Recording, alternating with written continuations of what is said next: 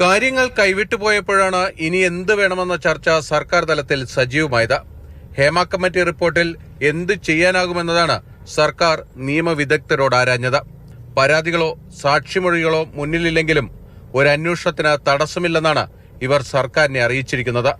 റിപ്പോർട്ടിൽ പറയുന്ന ലൈംഗിക കുറ്റകൃത്യങ്ങളിൽ വസ്തുതയുണ്ടോ എന്നത് എഫ്ഐആർ രജിസ്റ്റർ ചെയ്യാതെ പ്രാഥമിക പരിശോധന നടത്താം. മൊഴികളോ പരാതികളോ വന്നാൽ കേസ് രജിസ്റ്റർ ചെയ്ത് മുന്നോട്ടു പോകാം. ഇതാണ് സർക്കാരിന് മുന്നിലുള്ള നിയമവിദഗ്ധരുടെ ഉപദേശം.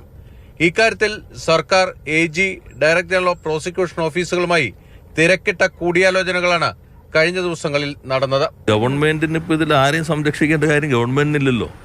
അമ്മ സംഘടന അല്ലെങ്കിൽ AMMA അതിന്റെ ഭാരവാഹികളൊക്കെ ഏത് പാർട്ടിയിലാണ് ചേർന്നേക്കണേ? ഞങ്ങൾക്ക് എന്തിനാ ആരെങ്കിലും സംരക്ഷിക്കേണ്ട ആവശ്യം?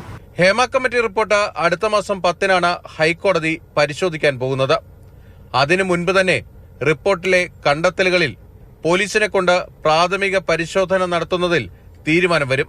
കേസെടുക്കുന്നതിൽ മന്ത്രിമാർ അടക്കമുള്ളവർ നടത്തിയ പ്രതികരണങ്ങൾ വിപരീത ഫലമുണ്ടാക്കിയെന്ന തിരിച്ചറിവിന്റെ കൂടി അടിസ്ഥാനത്തിലാണ് സർക്കാരിന്റെ നീക്കം. ബിനിൽ, മാതൃഭൂമി ന്യൂസ്, കൊച്ചി.